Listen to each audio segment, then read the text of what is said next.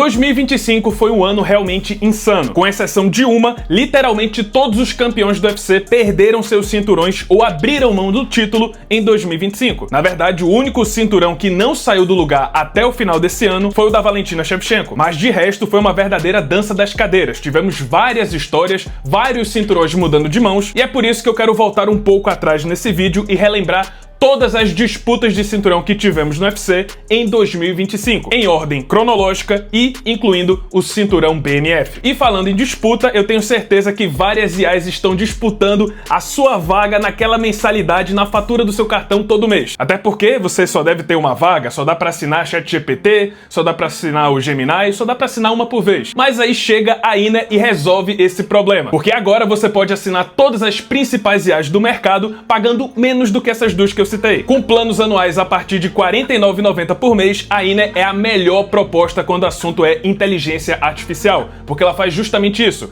Inclui mais de 50 IAs, incluindo as principais do mercado, em uma única assinatura. Você tem a assinatura Lite, que é apenas R$ 49,90 por mês, e tem a assinatura Pro, que é R$ 79,90, só que inclui também IAs que geram imagem, vídeo, como esses vídeos malucos que você vê pela internet, e também inclui aulas com certificado para você aprender a mexer com a inteligência artificial. Tudo de forma gratuita, tudo incluso no pacote. Caso você queira experimentar, o link com desconto do canal vai estar aqui no primeiro comentário fixado. Lembrando que você tem até 14 dias para testar a sua assinatura. Se não gostar, você pode pedir o seu dinheiro de volta. Link então para você ter um desconto exclusivo para os inscritos do canal na INA vai estar aqui, link no primeiro comentário fixado, ou então o QR Code que está aparecendo aqui na tela. Dado o aviso, meus amigos, vamos começar o vídeo. A primeira disputa de cinturão em 2025 foi justamente do campeão mais ativo desse ano. Merab Dvalishvili, recém-coroado campeão dos galos, defendeu seu cinturão contra Umar Nurmagomedov, primo do Khabib, que estava invicto na carreira até aquela noite. Pela primeira vez, vimos uma cria do Daguestão provando seu próprio veneno. Merab dominou Umar no seu próprio jogo, subjugando o adversário através do wrestling e do seu cardio intenso, e dessa forma, o georgiano simplesmente humilhou o russo, que sofreu sua primeira derrota no MMA, da mesma forma que o Merab defendeu seu cinturão pela primeira vez. Na mesma noite, Islam Makhachev faria uma revanche contra Arman Tsarukyan, só que, por um motivo que não foi 100% confirmado de fato, o Arman Tsarukyan teve que ser retirado da luta com 24 horas, supostamente por causa de uma lesão no pescoço, e assim, inesperadamente, Renato Moicano aceitou ser o novo adversário do russo no evento principal do UFC 311. No final, Islam Makhachev finalizou o brasileiro no primeiro round e quebrou o recorde de defesas de cinturão na categoria dos leves. Essa, inclusive, também seria a última luta do Islam na categoria, pois logo em seguida ele abriria a mão do seu cinturão para estrear no peso meio médio, a categoria de cima. Partindo para fevereiro, tivemos duas disputas de cinturão no UFC 312. Weili Zhang dominou a americana Tatiana Suarez, fazendo sua última defesa de cinturão na categoria. Ela também abriria a mão do seu título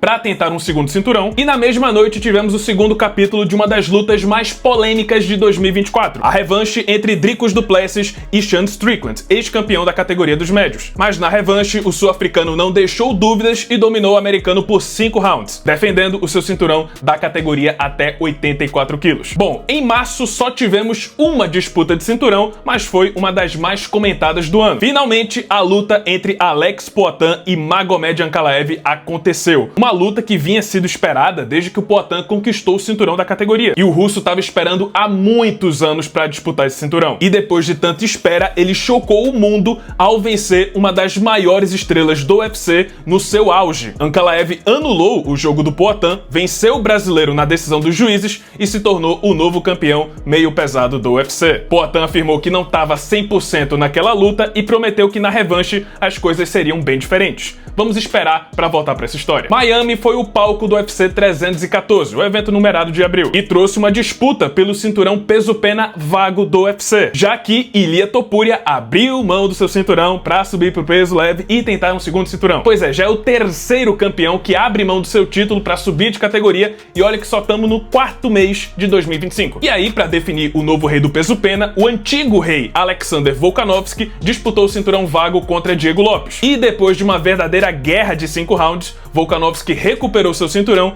e mandou uma frase que colocaria Pablo Marçal no chinelo. Abre aspas, a adversidade é um privilégio. Nem em 50 cursos o Pablo Marçal mandaria uma frase tão épica. E aí, em maio, no UFC 315, Valentina Shevchenko mostrou que ainda tem muita lenha pra queimar, batendo a primeira colocada do ranking, Manon Fiorot, ao defender seu cinturão dos moscas pela primeira vez nesse novo reinado. E no evento principal, ao invés de enfrentar Shavkat Rakhmonov, que acabou sendo retirado do evento por causa de uma lesão, Belal Muhammad, campeão dos meio-médios, acabou enfrentando Jack Della Maddalena. E essa, na minha opinião, foi uma das grandes surpresas de 2025. Eu nunca esperava que isso ia acontecer. Em uma das melhores disputas de título da categoria, Jack Della Maddalena surpreendeu e derrotou Belal Muhammad, se tornando o mais novo campeão dos meio-médios e a desculpa perfeita para o Islam Makhachev subir de categoria, porque agora não teria que enfrentar o seu amigo Belal Muhammad. A gente já vai voltar para essa história, mas por enquanto temos muita coisa para falar, porque junho teve 2 eventos numerados do UFC. No UFC 316, no dia 7 de junho, Kayla Harrison se tornou a nova campeã dos galos, batendo Juliana Penha no segundo round. E Merab Dvalishvili voltou a defender seu título, batendo Sean O'Malley pela segunda vez. E aí chegamos no UFC 317, na Semana Internacional da Luta, dia 28 de junho. Alexandre Pantoja conseguiu defender seu cinturão pela 4ª vez, ao finalizar Kai Kara-France no peso mosca. E aí, com a subida do Islam Makhachev, o cinturão dos leves ficou vago, então o novo campeão precisava ser coroado. Ilia Topuria, campeão dos penas, subiu de categoria e enfrentaria o ex-campeão dos leves, Charles do Bronx, para definir quem seria o novo rei do peso leve. E de forma surpreendente, Topuria conseguiu nocautear Charles do Bronx rapidamente no primeiro round, se tornando o novo campeão peso leve e o 10º duplo campeão da história do UFC.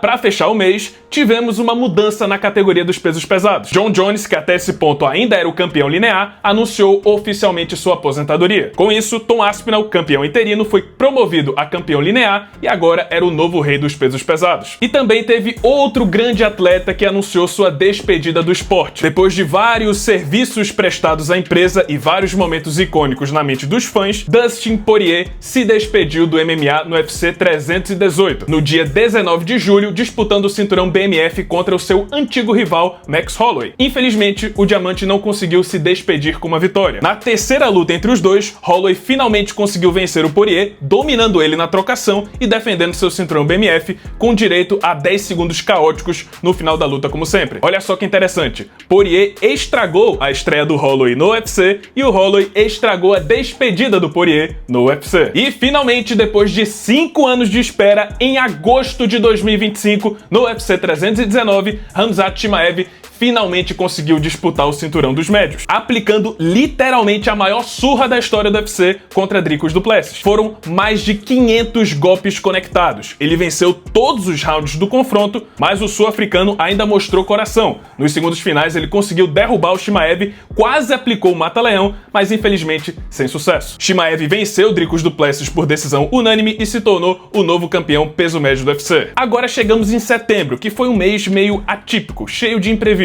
Acontece que o UFC havia planejado um card numerado na cidade do México para comemorar o Dia da Independência Mexicana, mas infelizmente acabou sendo cancelado por causa de atraso nas obras dessa nova arena que serviria como palco para esse evento festivo. Com isso, no mês de setembro inteiro, não tivemos nenhum evento numerado no UFC. Em compensação, outubro trouxe 2 eventos numerados, começando pelo UFC 320, cada um com 2 disputas de cinturão. No UFC 320, pela terceira vez esse ano, Merab Dvalishvili defendeu seu cinturão dos galos, batendo Corey Sandhagen, igualando o recorde de defesas de cinturão da divisão. E finalmente a revanche que todos esperavam. Alex Poatan provou que a primeira luta foi um erro e simplesmente destruiu Magomed Ankalaev, atropelando o russo em 1 minuto de luta e recuperando o cinturão dos meio pesados de forma épica. Diferente do que aconteceu no UFC 321, já vamos falar disso. Mas antes, Mackenzie Dern rendeu a encarada na pesagem mais assistida da história do UFC, e eu não entendo por que isso aconteceu, mas ela se tornou a nova campeã dos palhas ao bater a Virna Jandiroba. E no evento principal da noite, a disputa pelo cinturão dos pesos pesados.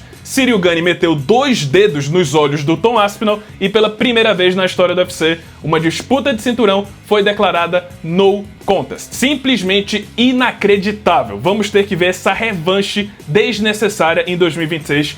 em algum momento, a pior categoria do UFC na atualidade. Então, para compensar esse desastre que foi o último evento de outubro, novembro tivemos um evento histórico, porque tivemos duas lutas entre campeões na mesma noite. Valentina Shevchenko recebeu a campeã de baixo, o Weili Zhang, mas defendeu seu reinado com um verdadeiro baile, entregou a melhor atuação da sua carreira e dominou a campeã em todos os rounds, defendendo seu título novamente, alcançando a sua 11ª vitória em disputas de cinturão e assim fechando 2025 como a única campeã ou campeão que não perdeu seu cinturão de forma alguma. Na minha humilde opinião, acho que ela foi a melhor lutadora do ano. Digam aí nos comentários o que é que vocês acham. E no evento principal da noite, Islam Makhachev fez um campeão do UFC chorar ao dominar Jack Della Maddalena, superando oficialmente seu mestre Khabib Nurmagomedov e se tornando duplo campeão do UFC nas duas categorias mais competitivas da organização, ao mesmo tempo que igualou o recorde histórico do Anderson Silva de 16 vitórias seguidas no UFC. E para fechar o ano com chave de zebra, no UFC 322 tivemos a maior tragédia de 2025.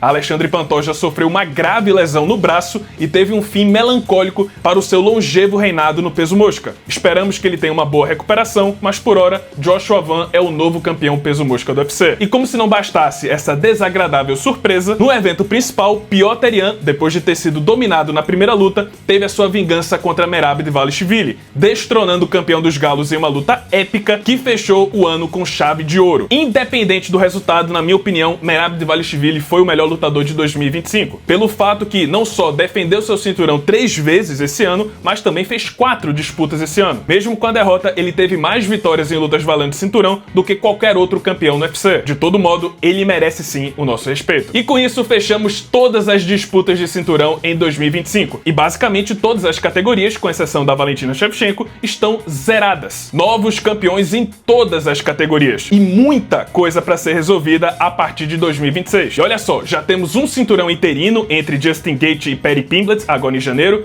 Amanda Nunes vai voltar para enfrentar Kayla Harrison pelo cinturão dos galos. O cinturão dos penas, teremos uma revanche entre Volkanovski e Diego Lopes. E ainda tem o cinturão BMF entre Max Holloway e Charles do Bronx para março. Imagina só o que ainda vai ter, principalmente considerando o evento da Casa Branca. Mas e aí, pessoal, qual foi para você a melhor disputa de cinturão de 2025 e qual foi a pior? Qual foi a maior surpresa? Qual foi a maior zebra? Deixa aí sua opinião nos comentários, a gente ainda vai falar muitas retrospectivas de 2025 ainda estão por vir, mas por hora comenta aí sua opinião, quais foram os highlights desse ano, pelo menos em disputas de cinturão. Mas por hoje é só, pessoal, esse foi o vídeo, espero que tenham gostado. Se você gostou, deixa seu like, se inscreve no canal, já ativando o sininho das notificações para não perder o próximo conteúdo. E é isso, muito obrigado por terem assistido e até a próxima.